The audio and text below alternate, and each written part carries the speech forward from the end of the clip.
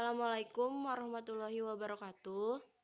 Kami dari kelompok 1 akan menjelaskan materi tentang graf terapan. Kami terdiri dari 4 orang. Yang pertama, Krisna Dwi Pangga dengan MPM 10419059. Yang kedua, Ahmad Firdaus Royani dengan MPM 10419005. Yang ketiga, Dewi Siva Aningsih dengan MPM 10419040. Dan yang terakhir saya sendiri, Wanda Alisa dengan MPM 10419087.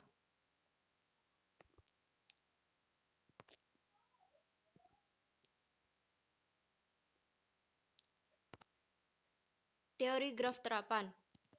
Suatu graf adalah himpunan benda-benda yang disebut simpul, vertex, atau node yang terhubung oleh sisi edge atau busur arch. Biasanya, graf G digambarkan sebagai kumpulan titik-titik melambangkan simpul yang dihubungkan oleh garis-garis melambangkan sisi atau garis berpanah melambangkan busur.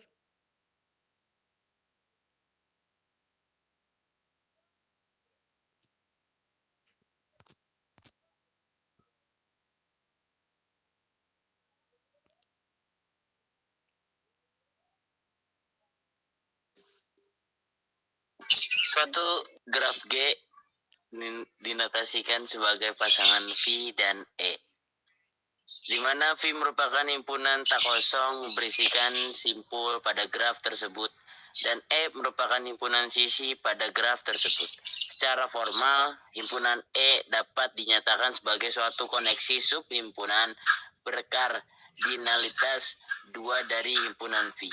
Seperti contoh yang ada di gambar di bawah. Selanjutnya, terminologi teori graf. Yang pertama, perjalanan. Pada suatu graf adalah barisan simpul dan ruas berganti-ganti. Yang kedua, lintasan. Lintasan adalah walk dengan semua ruas dalam barisan berbeda. Yang ketiga, jalur. Jalur adalah walk yang semua simpul dalam barisan adalah berbeda. Yang terakhir adalah sirkuit. Sirkuit adalah lintasan yang berawal dan berakhir pada simpul yang sama. Selanjutnya ada jenis-jenis graf. 1. Ketetanggaan antara dua simpul bila kedua simpul tersebut terhubung langsung. Simpul 1 bertetangga dengan simpul 2 dan 3. Simpul 1 tidak bertetangga dengan simpul 4. Di sampingnya terdapat contoh. Kedua, ada graf berarah. Adalah graf yang setiap sisinya diberikan orientasi arah. Yang ketiga, ada graf tidak berarah. Adalah graf yang sisinya tidak mempunyai orientasi arah. Yang keempat, ada graf sederhana. Adalah graf yang tidak mengandung gelang maupun sisi ganda. Yang kelima, ada graf tak sederhana. Adalah graf yang mengandung sisi ganda atau gelang. Yang keenam, ada graf semu. Adalah graf yang mengandung loop. Dan di bawahnya terdapat contoh-contoh. Dan selanjutnya ada derajat atau degree. Derajat suatu simpul adalah jumlah sisi yang bersisian dengan simpul tersebut. Ada graf ketiga. D5 sama dengan 0 adalah simpul terpencil, dan D4 sama dengan 1 adalah simpul anting-anting atau dinamakan pendant vertex.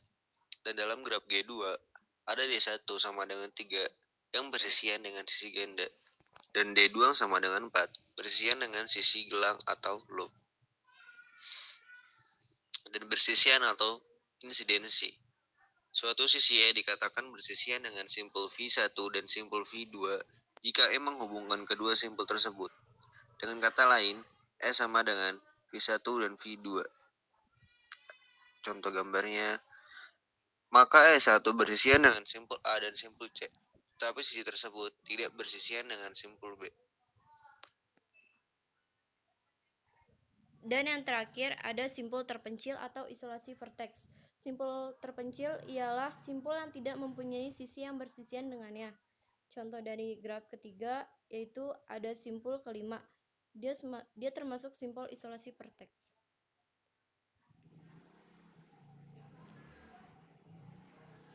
Sekian dari kelompok 1, kurang lebihnya mohon maaf. Wassalamualaikum warahmatullahi wabarakatuh.